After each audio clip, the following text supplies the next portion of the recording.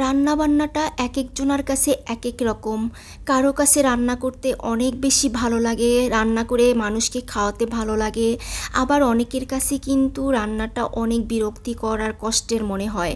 আসলে একেকজনের কাছে একেক রকম। তবে আমার কাছে কিন্তু রান্না করতে ভালোই লাগে, যদি হাতের কাছে সব কিছু রেডি করা থাকে তাহলে রান্নাটা আমার কাছে ভাল লাগে। বাট সব কিছু রেডি করে রান্না করতে যে কারোই কিন্তু অনেক কষ্ট হয়ে যায়। যাই হোক, আমি হচ্ছে কই মাছগুলাকে মেরিনেট করে রাখতেছি লবণ আর হলুদ দিয়ে। একদম খাবার আগে আগে এটা আমি ভাজি করব। আর এখানে আমি মসুরের ডাল টমেটো দিয়ে রান্না করছি। ডালটা সিদ্ধ হওয়ার পর পাঁচফোড়ন, রসুন, পেঁয়াজ সব কিছু দিয়ে বাগার দিয়ে নিছি। খুব বেশি ঘন করিনি ডালটা, খুব বেশি ঘনও না আবার পাতলাও না। যাই হোক, এখন হচ্ছে এখানে কচু আমি ভাজি করব। কচুগুলাকে কেটে তারপর ভালোভাবে ধুয়ে নিচ্ছি। আর কচুতে কিন্তু প্রচুর পরিমাণ আয়রন থাকে, এই জন্য কিন্তু কাটার সময়ও হাত চুলকায়, বা পানি লাগলে ধোয়ার সময় হাতের মধ্যে যদি একটুখানি কচুও লাগে তাহলেই কিন্তু হাত প্রচণ্ড পরিমাণে চুলকায়। এখানে আমি একটা কালো কচুর উপরের অংশটা ভালোভাবে কেটে নিচ্ছি, নিয়ে ধুয়ে নিচ্ছি, সাথে গোড়ার অংশ অল্প একটু দিয়ে দিছি আর বাকি অংশটুকু ফ্রিজে রেখে দিছি। এখন এগুলাকে লবণ হলুদ দিয়ে ভালোভাবে সিদ্ধ করে নিব। আর আমি কিন্তু পানিটা ঝরাবো না, কারণ এই কালো কচুগুলা কিন্তু একটুও গলায় ধরে না। সাদা কচু, লম্বা সাদা কচুগুলা যে বাজারে পাওয়া যায় কিনতে, সেগুলা কিন্তু পানি ঝরালেও একটু হলে খাওয়ার সময় গলায় ধরে, বাট এই কচুটা কিন্তু একটুও গলায় ধরে না।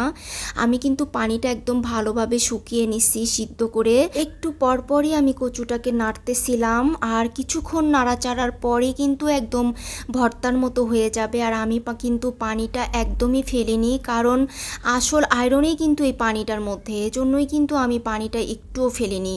এই তো কচুটা অলরেডি আমার সিদ্ধ হয়ে গেছে এবং একদম ভর্তার মতো হয়ে গেছে। এখন আমি এটাকে পেঁয়াজ, তারপর হচ্ছে রসুন আর কাঁচামরিচের পরিমাণটা একটু বেশি করে দিছি, সয়াবিন তেল সব কিছু দিয়ে পেঁয়াজটাকে একটু ব্রাউন কালার করে নিব।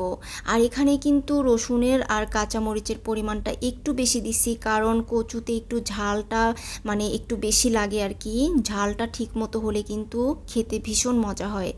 ব্রাউন কালার হয়ে গেলে তারপর আমি কচুটাকে দিয়ে দিব। আসলে এটার মধ্যে চিংড়ি মাছ, তারপর হচ্ছে ইলিশ মাছ, এগুলো অ্যাড করলে কিন্তু এটা আরও মজা হতো। বাট আমি আসলে আজকে এটাতে চিংড়ি মাছ বা ইলিশ মাছ কিছুই অ্যাড করলাম না। চিংড়ি মাছ যদিও আমার ফ্রিজে ছিল, কারণ চিংড়ি তারপর ইলিশে এগুলাতে আমার অ্যালার্জি, খুব বেশি খাই না আমি, মাঝে মাঝে খাই।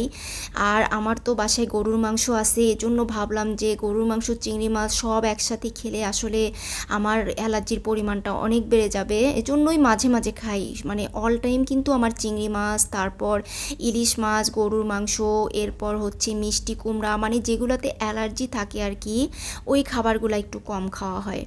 যাই হোক, কচুটাতে হয়ে গেছে, একটু ভাজা ভাজা করে নিছি। এরপর একটু ধনিয়া পাতা দিয়ে দিলাম। ধনিয়া পাতা দেওয়ার পর নামিয়ে নিব। আর ধনিয়া পাতাটা কিন্তু সব শেষে, একদম সব শেষে আমি দেই, তাহলে সবুজ কালারটাও থাকে আর ফ্লেভারটাও থাকে। অনেকেই আছে ধনিয়া পাতাটা একদম রান্নার মানে মাঝখানে দিয়ে দেয়, বাট আমি কিন্তু দেই না। আমি একদম হওয়ার আগে আগে তারপর ধনিয়া পাতাটা দেই, যাতে ফ্লেভারটা থাকে আর দেখতেও যেন সুন্দর লাগে। এই তো হয়ে গেছে কচু রান্না। এখন আমি খাওয়ার আগ মুহূর্তে কই মাছটা ভাজি করে নিব। কই মাছ, তারপর হচ্ছে ডিম ভাজি, এগুলো একদম মানে খাবার আগে আগে আমি হচ্ছে ভাজি করি। তা না হলে কিন্তু মাছ ভাজি বা যে কোনো ভাজি ঠান্ডা হয়ে গেলে কিন্তু খেতে ভালো লাগে না। যাই হোক, এই যে কই মাছটা তো আমি আগেই লবণ হলুদ দিয়ে মেরিনেট করে রাখছিলাম, এখন একদম খাওয়ার আগে আগে ভাজি করে নিচ্ছি। সাথে একটু পেঁয়াজ, তারপর কাঁচামরিচও ভাজি করে নিচ্ছি। এই পেঁয়াজ কাঁচামরিচটা দিয়ে কই মাছটা ভাজি করে খেলে কিন্তু অনেক ভালো লাগে আমার কাছে। যে কোনো মাছ ভাজি, শুধু কই মাছ না, ইলিশ মাছ হোক বা অন্যান্য যে কোনো মাছ ভাজির সাথে পেঁয়াজ তারপর কাঁচামরিচটা অ্যাড করলে কিন্তু মানে এটাও একটু ব্রাউন কালার করে ভাজলে কিন্তু মাছ ভাজিটা খেতে ভীষণ মজা হয়। এদিক দিয়ে কিন্তু পাশে আমি ফ্রিজে আমার গরুর মাংস ছিল, গরুর মাংসটুকু আমি গরম করতে দিয়ে দিছি। সাথে আমার মাছ ভাজিটাও হয়ে গেছে। পেঁয়াজ তারপর হচ্ছে কাঁচামরিচগুলা একদম ব্রাউন কালার করে ভেজে নিছি। আসলে কই মাছ আমার কাছে এভাবে ভাজি খেতেই বেশি ভালো লাগে। আর আমি লাউ শাক দিয়ে কই মাছ রান্না করি, এই রেসিপিটা আমি আরেকদিন দিব। এরপর হচ্ছে রসুন দিয়েও আমি কই মাছ রান্না করি, সেটাও আমার কাছে ভালো লাগে। বাট নর্মালি পেঁয়াজ টমেটো দিয়ে ভুনা করার চেয়ে আমার কাছে হচ্ছে ভাজিটা বেশি ভালো লাগে। আর লাউ শাক দিয়ে যে আমি কই মাছটা রান্না করি সেইটা আমার কাছে খেতে বেশি ভালো লাগে।